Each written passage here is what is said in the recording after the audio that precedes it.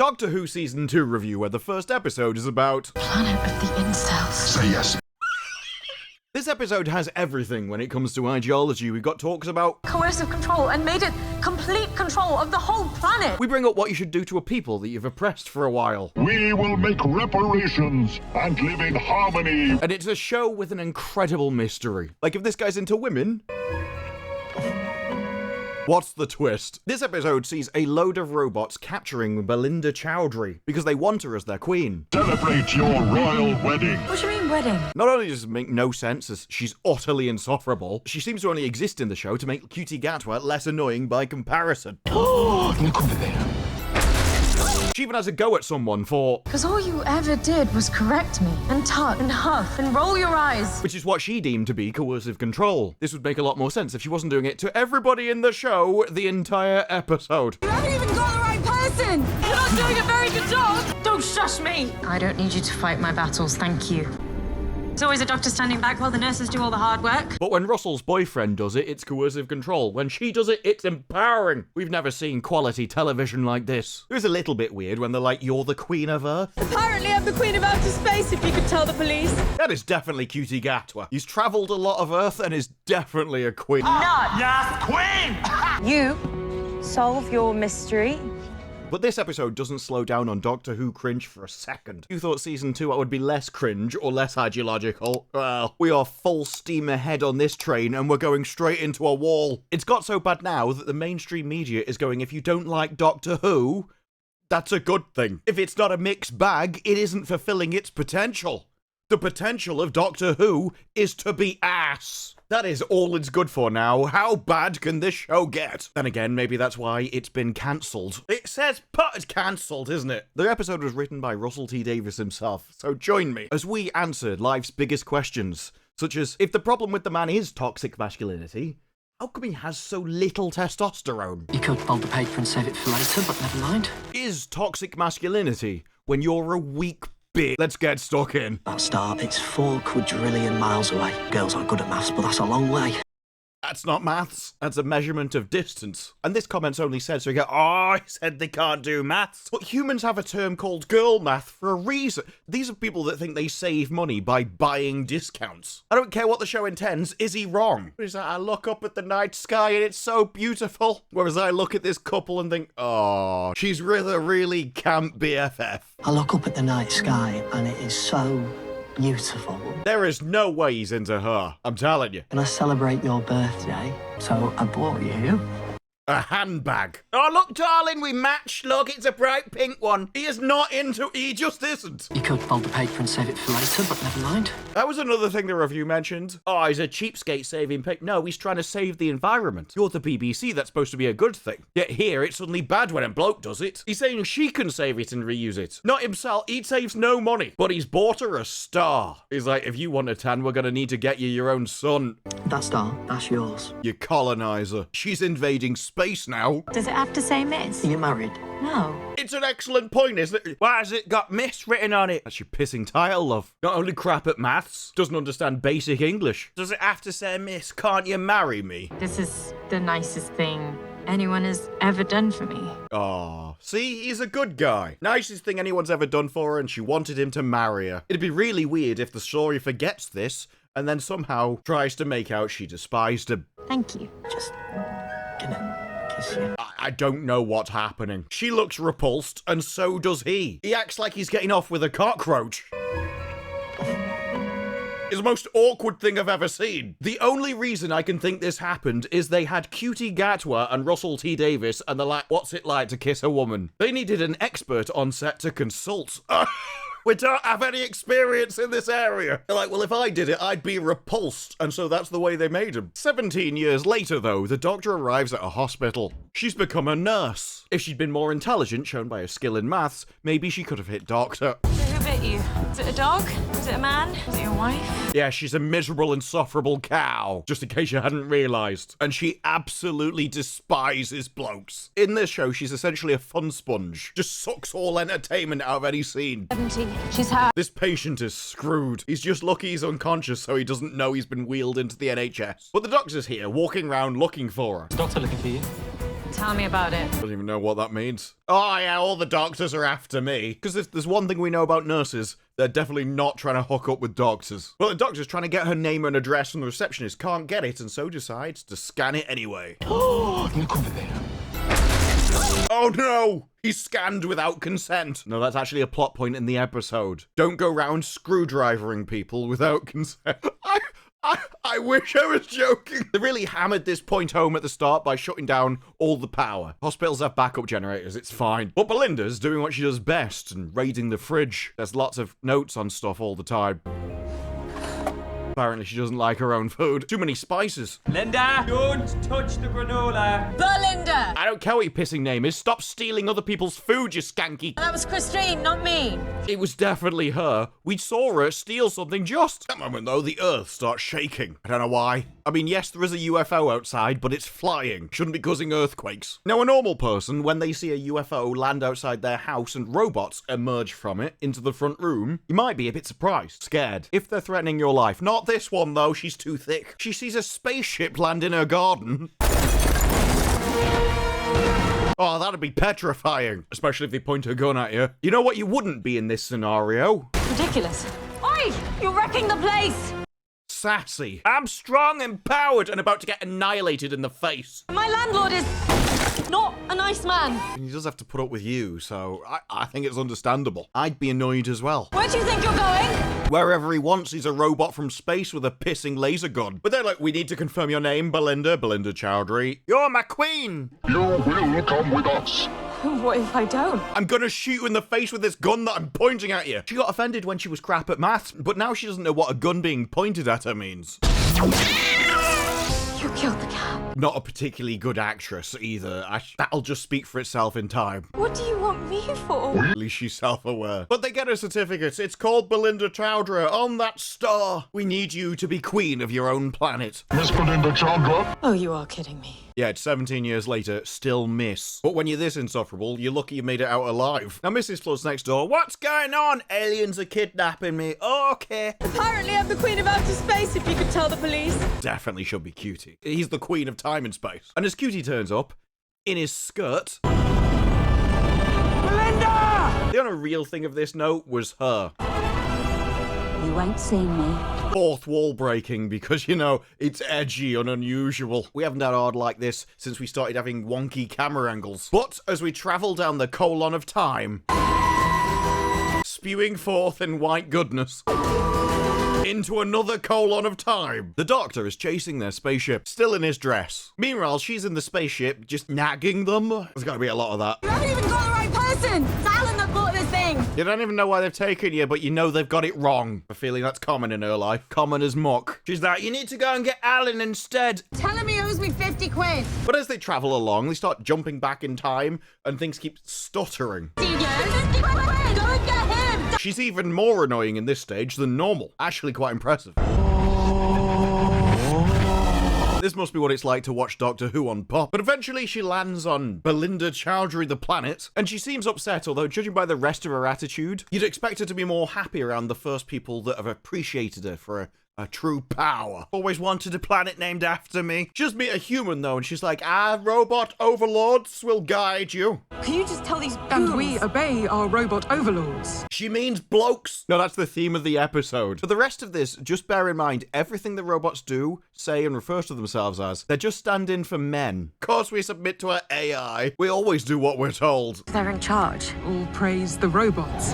I tell you, they haven't been this excited since somebody invented the washing machine. She mentions, though, there's rebels rioting in the North Zone, and so we're doing what we must. So the robots are unleashing Miss Belinda Chandra bombs. U-bombs. Actually pretty based. The peasants are revolting. This out justice. The robots must be obeyed. This is our glorious AI future. Please help us. The robots are there. They can hear her. They just don't do anything about it because the script forgot. But as she walks to the throne with a little robot polishing the floor for her, you know it's polishing the floor because it says Polish. Right. they're very subtle. Now as she walks towards the throne, her royal subjects are incredibly tick boxy. There is every tick box from around the universe here, including one tick box who really stands out. Of course then, the robots have an announcement for her. Celebrate your royal wedding. What do you mean wedding? Yeah. Who'd take you? Seriously. Her only chance at love was traveling across the universe. This is a really weird episode of The Undateables. Who am I marrying?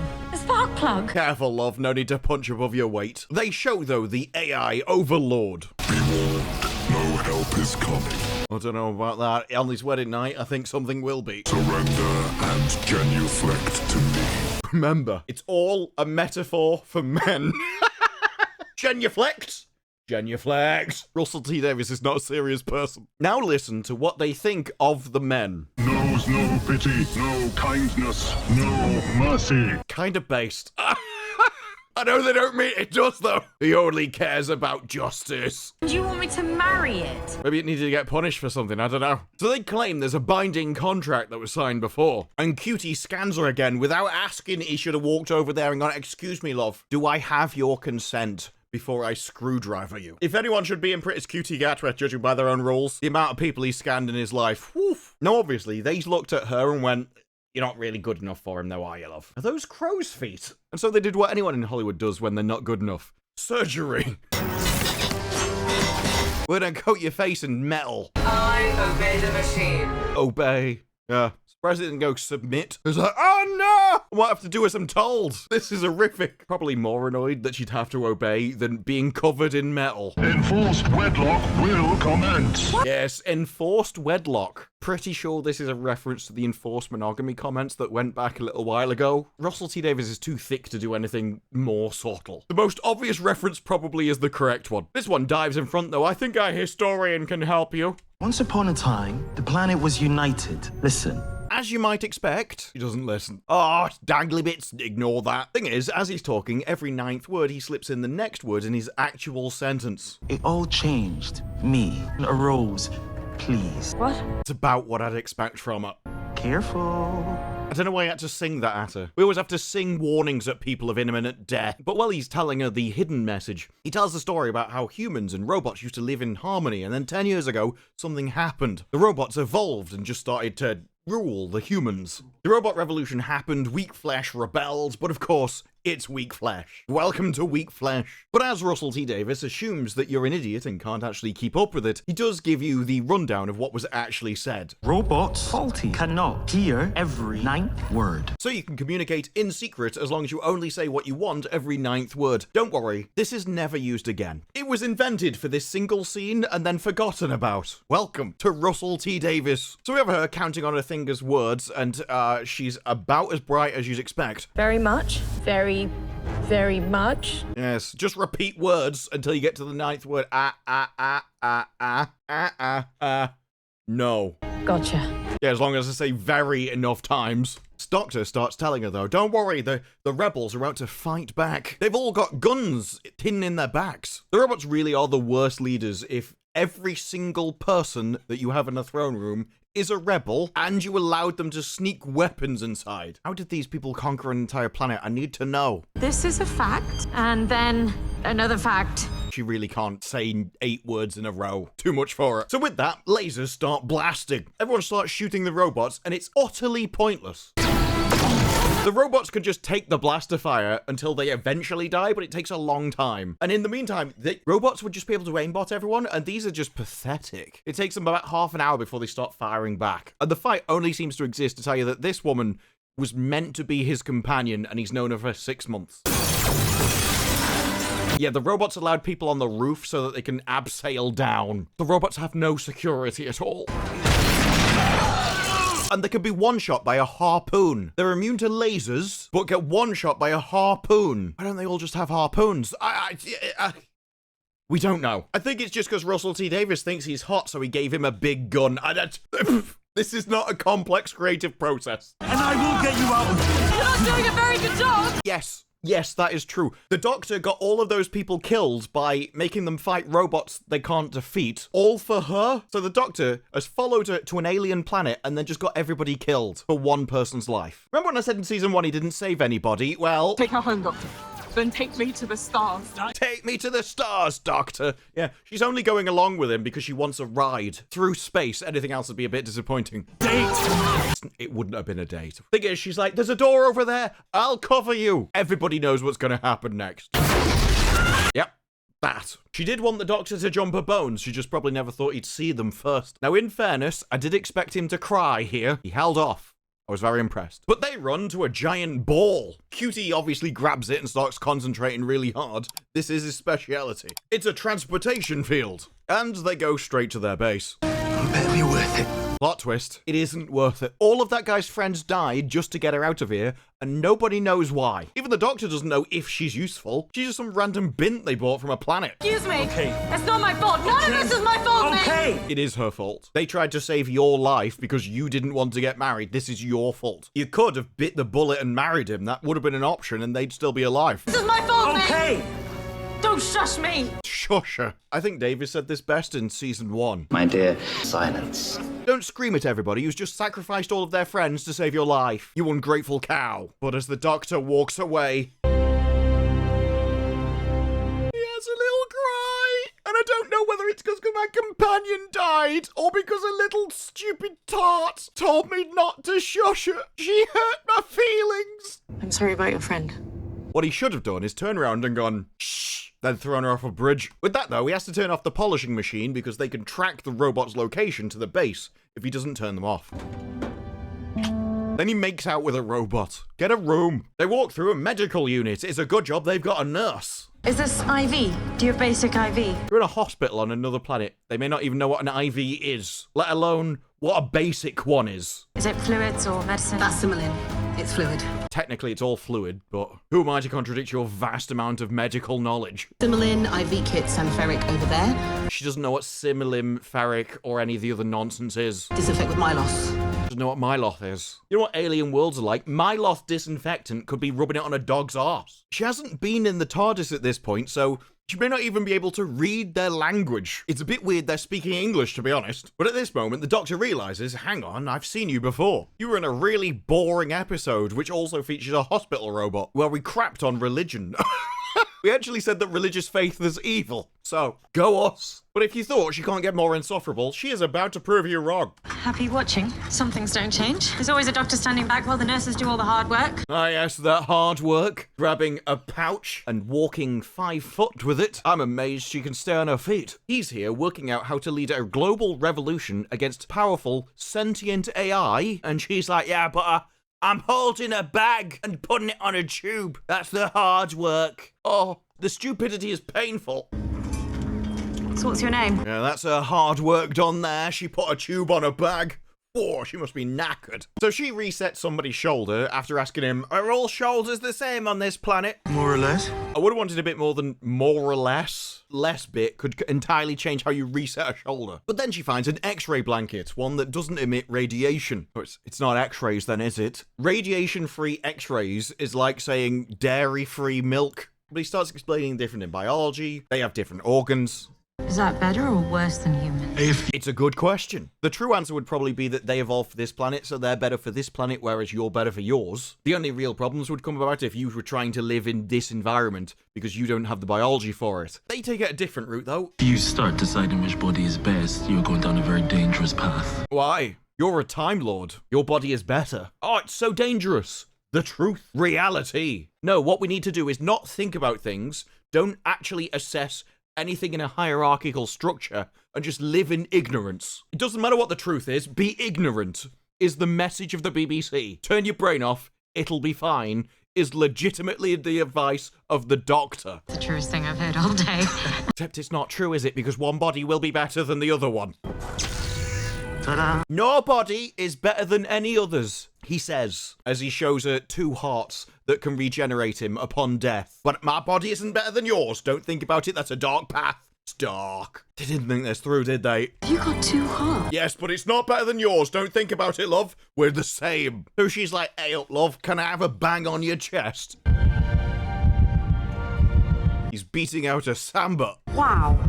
That's exactly the same as my body with absolutely no differences or superior functioning. But he says, I met you because somebody told me your name. I thought you might be important. But I'm not. I'm really not. It's the only accurate thing she said all episode. I'm irrelevant. He gives her a spiel, though, about how it's weird, right? There's 2 diplomas on this planet, and they're the same diploma. As far as I can remember, it never explains how this happens. Don't think about it. But it makes sure to tell you that if the same item occupies the same space, bad things will happen. In a time travel way. Timey-wimey. Timey-wimey. Yep. Am I 6? IQ, yes. The reason he's explaining things to you, love, is because compared to him, you have the brain of a fungus. Because I have waited for you for a long time. Gotta be disappointing. I waited for you forever, and then I found out you're so insufferable, I wish I'd waited longer. Timey-wimey, wibbly-wobbly stuff happened. There was a tear in the space-time continuum. And while you were just kidnapped, I travelled back 6 months and had to live here, leading a glorious revolution. He says when you're on the plane, did you feel anything weird? Was there a blip? Yes, it all went schwab. Yeah, schwab. Schwab, we schwapped. Are you 6? Schwab, we schwapped.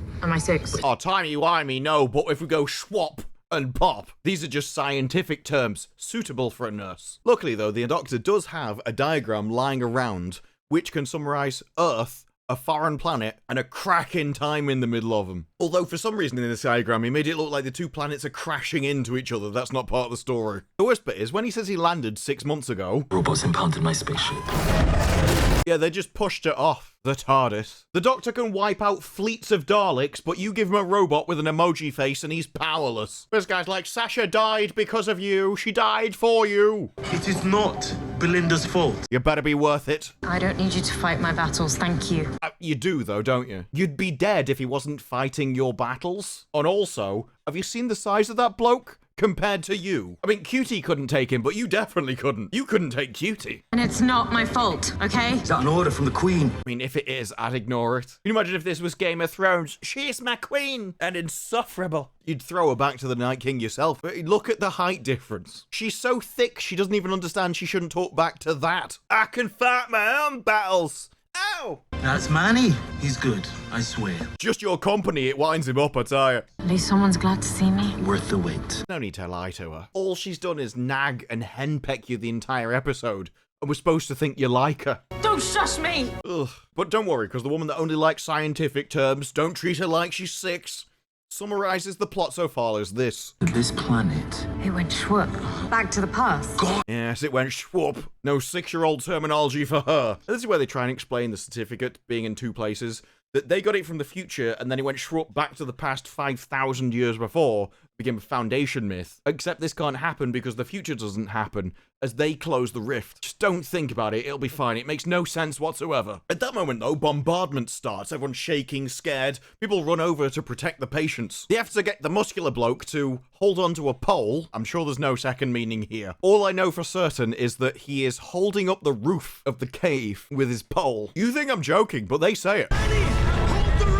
Hold the roof, Manny! It's like, oh, it's so hard to hold it! It's a big metal pole attached to the ceiling. If that's going, there's no way he's holding onto anything. Holding up the roof is so important, they only make him do it. Nobody else can be bothered. Her issue, though, is as she looks around, everyone's staring at her. And they are not friendly glares. Although I half think they just wanted him to hold onto this pole so he can flex. And she realizes, hang on, everyone blames me because it's my fault. How rude of them. They've noticed reality. They weren't supposed to think of that. This is all your fault. I mean, it is, but I don't know where the disembodied voice came from because nobody said that to her. Now, what happens next is just, it's what I'd expect of someone with such a low IQ. The story becomes, because you're blaming me for causing the robots to come and kill you all, I'm going to make the robots come and kill you all. I'm not joking. She knows that this guy was turned off so the robots can't track them, so she turns him back on so the robots can find them. Stay there. And then just leaves him there and walks back to everybody. She's a traitor. Everybody died so that she can escape the robots, and the first thing she did when they just went, it's all your fault, is go, wait, if you think it was my fault before, you should see what I'm about to do to you. I'm gonna destroy your entire base and the whole rebellion single-handedly. So he's coming up with plans. I need to come up to the memory banks. I need to find out stuff. I'm leading a revolution. I have to find out what went wrong 10 years ago because you used to be friends, but 10 years ago, something happened. Quite a lot of times in history where in the country, something will happen and everything goes wrong and nobody's allowed to talk about it. That moment though, they hear the footsteps. They found us. Yeah, but how did they find you? You're in a hidden base. We need to get you out. I did this. They're all panicking. Quick, we must get out because otherwise the rebellion is over. No, I'm telling you, I did this. Yes, believe her. She's a complete prick. An absolutely massive twat. I'm telling you, I'm a traitor. I'm deliberately getting you all killed because I'm scum. So the robots burst in through all the doors. Surrender, surrender. Guns down! Yes, put your guns down, surrender, give in to the mighty overlords. I'm going to be his queen, and now I have come to crush you all. Annie, put your gun down, right now. You betrayed us! Yes, every single thing he thought of you was true. He just couldn't appreciate how evil you actually are. I'm saving you. Like I said, 6 IQ. I'm saving you. That's why I called the robots in with guns to kill you all. I'm sorry, but people are dying, and it is my fault. So I thought I'd hurry it up and get you all killed faster. Girl math. Girls aren't good at maths. You can write it into your plot and have a problem with it as much as you want at the start of the episode, and then you prove it true. Leave these people alone. You seem to have misjudged the situation. You're not in charge here. Listen to your queen. You haven't married the AI overlord and gone through the beautification process yet. You've not submitted to the king. They have no reason to listen to you. Nothing in this episode implied that they should. You're not in charge. Did you not realize that when they kept pointing guns at you and commanding you to do things? Take me. To your leader. The one with the wonky eye. Your heart may beg and weep. Yes, your heart may beg and weep. You may not want this, but I know what's best for you. I will bring elevation to you. I guess I remember. This is all about men. Look, you may despise me, you may hate me, but by associating with me, I will elevate you so you're almost on the level of a normal human. Russell T. Davies is not a smart man, is he? He needs to stop writing dramas and start writing comedies. Join it with Moffat and make another coupling. This would be amazing. Now, the final showdown happens with the AI on a ledge, probably because it's cheap. Normally wouldn't be a problem with Doctor Who, because they'd have, like, scripts and characters and things. But when everybody in the TARDIS is insufferable, suddenly I find myself noticing what the sets are like. And that's never been Doctor Who's strength. And you weld with me, you will get a much better result. Whoa, whoa, no, you can't do that. You can't say your body would be better than hers. You're going down a very dangerous path. I know you're a Time Lord, but your body's exactly the same as hers. There's absolutely no difference. You can't think about the truth. But she has a plan. She thinks she can win by emotions and stuff. Once I'm part of the machine, I can talk to it. To be fair, you can talk to it now. It can hear you. As he's talking, though, the Doctor is counting his words, which is aided by having a handy 9-pointed dial on his machine. I'm doing this for you. Remember? You're doing it for him. And remember what? You're doing this because if you don't, he's going to shoot you in the face. You're doing this for yourself. But she's like, when I marry him, you should stop the war. No one's ever agreed to that. She's just a deluded bint. We haven't even had negotiations of stopping the war if you marry him. Remember me as Belinda. Most people are going to forget you 5 minutes after this episode is over. You can drop the miss. Never liked it anyway. Well, the only way you were going to get rid of the miss is by marrying somebody, so I don't know what you're whining about. You could have got rid of it any time. But she's like, I said to Alan, and then... Are you married? Dun dun dun. Hang on. This robot said the same thing as Alan. And then everyone realizes, hang on a second. At last, you know me. Yes, I am Alan. For some reason, they built a head on top of my head. No, nobody knows why. Behold Alan! Now, to be fair, he's only half the man he used to be. But they have put metal on him to make up for it, so, you know. Swings and roundabouts. As a husband, metal is permanently hard. It's got to have some advantages. Are you alright? He's covered in metal and he's been cut in half, love. Are you actually retarded? I am supreme. I don't know if you're picking up what he's putting down. It is very subtle. Maybe it went over your head. Now, when the Time Lord said he's better than everybody else, that's fine, but this guy can't. But after saying he's beyond pain, he describes what happens to him. He was gaming, which was shocking to me. I thought he'd be on Grindr, but they kidnapped him. And she realizes, hang on, this is another thing I've messed up. I told them about Alan. Go get him!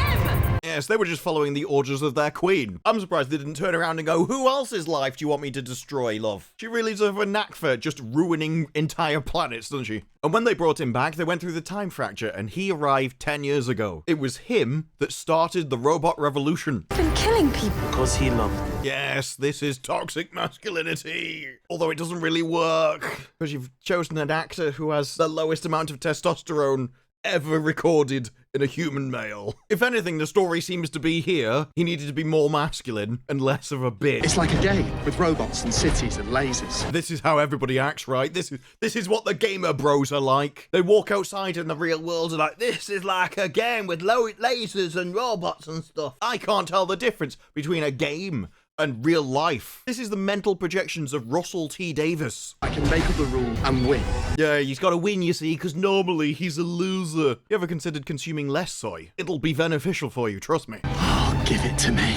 This is a mythological being they've created in their own heads and then used as a stereotype. This person doesn't exist.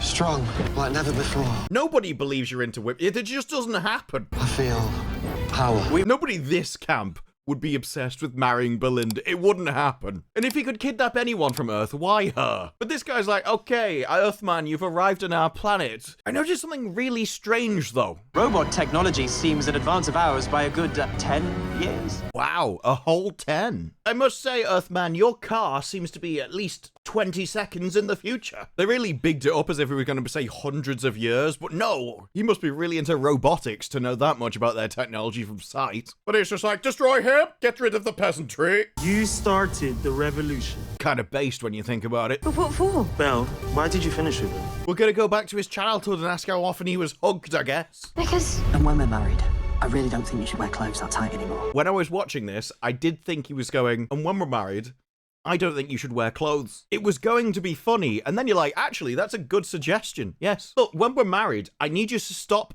dressing like a whore. You're my wife. You're not supposed to be advertising it for other people. And she's like, oh, I'm shocked. If I can't be a slag, what's the point? No more texting after 8 p.m. Probably to all the people you've been advertising yourself to earlier in the day. Alan, sweetheart, no. Because all you ever did was correct me. If somebody corrects you all the time, have you ever considered not being wrong? This really seems like a you problem, I've got to be honest. And tut and huff and roll your eyes. Ah yes, tutting, huffing, rolling your eyes, correcting people. You'd never catch her doing any of those things. You haven't even got the right person. You're not doing a very good job. Don't shush me. Timey-wimey. Timey-wimey? Yep. Am I 6? I don't need you to fight my battles, thank you. After you've taken me home. You watching? Doctor! I told you, get me home! There's always a doctor standing back while the nurses do all the hard work.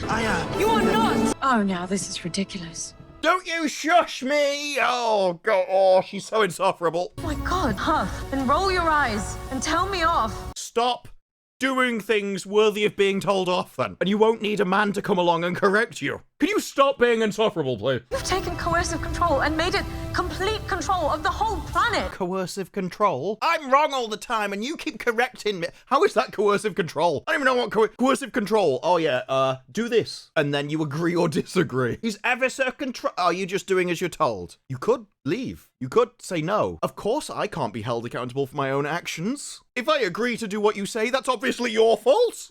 You live with yourself. To be fair, he does own a planet. That's the point. He can. Every 9th word, the doctor's been tracking it, and he's left a hidden message. You see all of those, the raising of the chin, the talking down to her. Actually, this was all just another metaphor for Russell T Davies. Yes, sure. Well, I may be telling this stupid cow exactly what her problem is. Actually, that's not what I mean. I'm hiding subtext, which is quite surprising considering Russell T Davies doesn't know how to use it. He's the king of the world! No. The doctor explains, though, your brain works on a loop of every 9 words, and the 9th word is true. That's the one that escapes the filter. The previous 8 are lying, but every 9th word tells me your subconscious, what you really mean. Help me! Save me! Hey. Well, he may be talking about how he wants to lead the world, and how she really just needs to put a sock in it. He's just hiding hidden pain, hidden trauma in his soul. It's about his feelings. So subtle. If only he could be more like her. An insufferable cow. You were born to travel, destined for me, Belinda. You were destined for me. Now, for some reason, I did cut off my lower half, which is the most important half in marriage. Not exactly sure how you're going to enjoy it, but either way. Your mind subsumed within mine. You're not going to have to make much room, are you? Really? Planet of the incels. Say yes. I knew it was coming, I just didn't know it was now. He's like, ew. look, if it is a problem that he's not getting his end away, there's only one person in this room capable of fixing the problem, and it's you, love. You're gonna have to lie back and think of England. Or India, whichever you prefer. As this guy is evil and mean because he's not got his end away, and well, if you want to save the planet, you're gonna have to make him not one. Alan, I can help you. Now, I think it's very obvious that you are more of his type. But in the story, you're not what he wants, I'm afraid. So, you know, offering yours isn't gonna do much for the story. I would like to point out that this hand isn't restraining him at all. It's not even on his shoulder. It's not even touching him. He could just walk out. I can separate the violets. I've never heard it called that before. It's like, I'm sorry, Doctor. I've got no choice. My only opportunity is to jump his bones and try and save the world. Linda, he won't stop. His anger will go on and on. Surely that depends how good she is. If we're saying that his entire problem is just because he hasn't squirted in a bit, then as long as she's not awful at it, can fix everything. You will obey me. It kind of comes across as if it's Russell T Davies repressed urges. It's like, look, there's a reason I'm not into them. Never do what they're told, I'm telling you. He's like, I am way better off with the blokes. And so he ended up writing his own version of The Handmaid's Tale with robots. Now hold the diploma. Yes, hold my diploma. Grip my diploma really well. Join with me. Grip my tube and you'll love it, I tell you. But the doctor's like, hang on, I've got a tube. And so she walks forward holding it, not hiding it, just like, yeah, we're gonna touch tips. I'm sorry. Look, if she knew she was going to be awful, at least she apologized first. Like, there's absolutely no way I'm going to be able to fix your problem. And so they go together and start docking.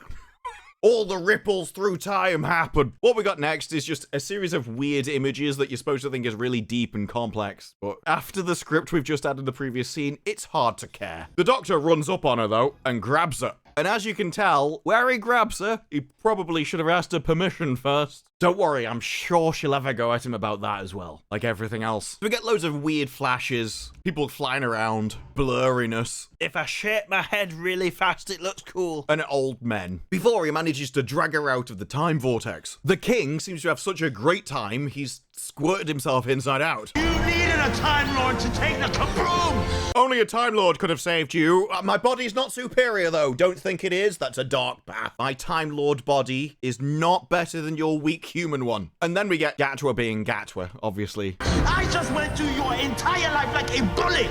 Like a bullet! Pow! He lived her entire life. He was with her through it all. He's known her for years now, magically. Just let me like whoosh. Like, whoosh, are you 6? Oh, amazing.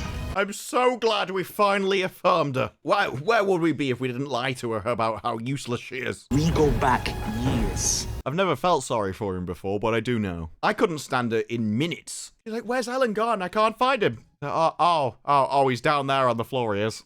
Do you mean? He's a sperm and an egg. On the floor. Separate.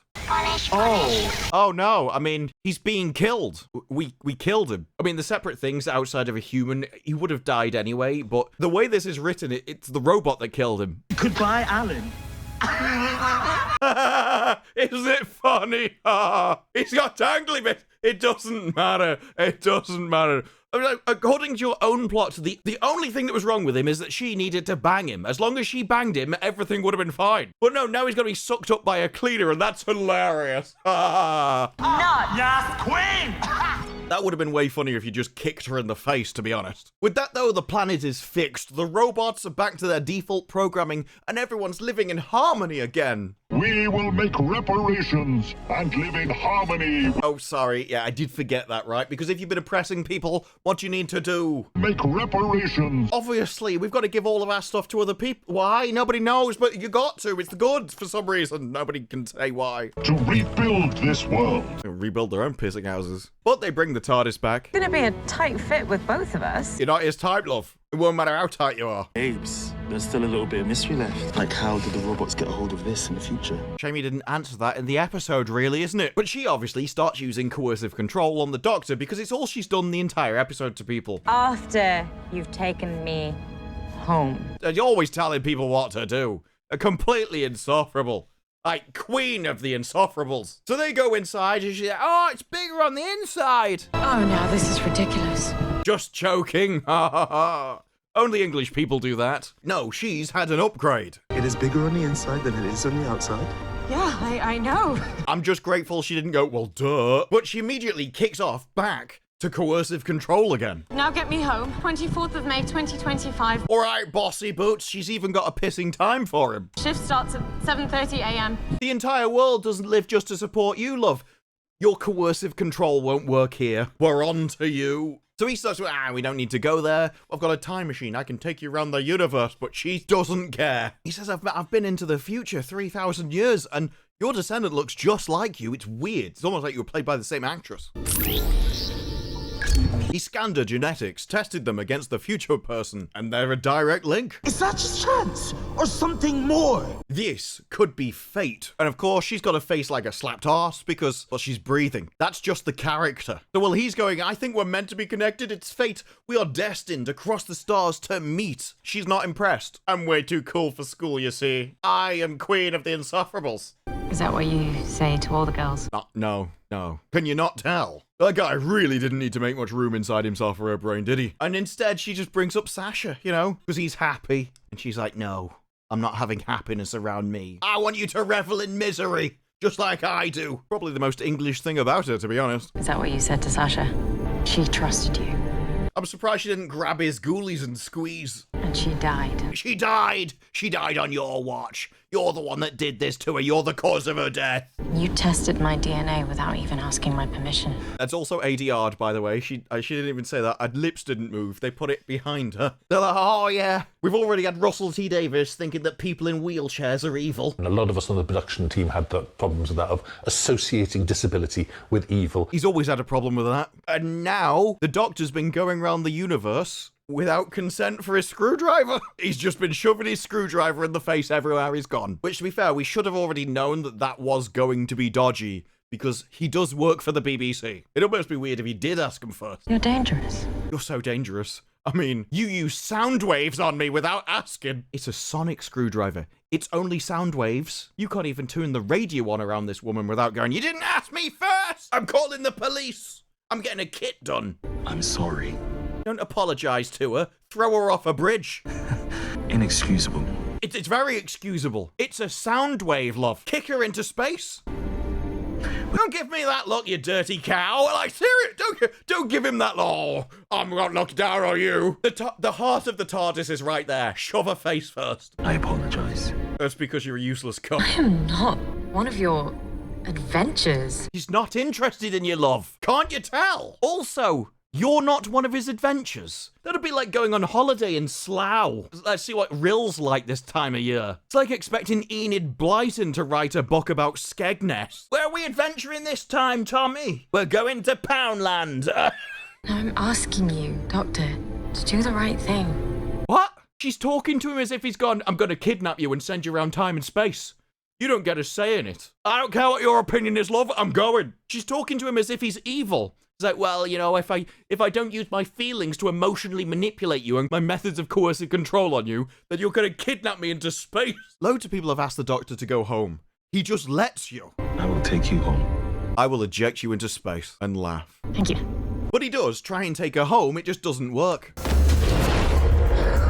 Something really weird happens. Every time they try and go back to Earth, they kind of bounce off again and end up halfway between Earth and the planet they've just left. This happens repeatedly. He just keeps trying and bouncing off again. Eventually, he just looks outside. Hang on. That is wrong. He doesn't tell us why it's wrong. We just know it's wrong. Oh my God, we're in space. Yes. And now is the perfect opportunity to give her a push. Save the series now. If she's this annoying in episode 1, imagine the rest of the series. But as he tries a few more times and fails, he decides to try and force his way into Earth the long way round. And while he's shouting and screaming and he's telling her, like, something keeps forcing us off. There's some kind of force, some kind of power is preventing me from doing it. This is a war. What does she do? But why? Doctor, I told you, get me home. You're an insufferable coward. He's basically saying there are gods preventing us from doing this. There is some kind of massive event which is stopping the TARDIS going where it wants to go. Take me home! She just expects everyone to do magic for her. I'm the only person in the universe that matters. Oh. I am. You are not. No. Stop your coercive control, love. You are everything you said you despise. Maybe that's why you don't like it. It hits a bit too close to home. But as he goes the long way round, the TARDIS vanishes and suddenly we get cars. We get the Eiffel Tower. And we get a calendar with the dates on. The 24th of May, which has been confirmed to be the penultimate episode, where presumably they'll give some really disappointing conclusion to the story, like the previous season, if I had to guess. But before that, we have so much more time of her coercive control, and nagging every single person she comes across in the universe. Previous to this, there have been doctors that I didn't like. There have been companions that I didn't like. None of them has been as annoying as this one. None of them have been as up themselves as this one. Egotistical, arrogant, acting like she's the only person in the universe. And the character doesn't even make sense for the story you tried to tell. Because if you want to preach to the audience that they're not better than she is, then you really should have made a character that was likable, that you could root for, and had more than 4 IQ. Because out of the two of them, Ruby was the best character out of season 1. And in this, I'm just gonna hope the villains win. But those are just my thoughts. What are yours? Let me know down in the comments below. Like the video if you liked the video. Subscribe for more videos like this in the future. And I will see you in the next one. Bye-bye.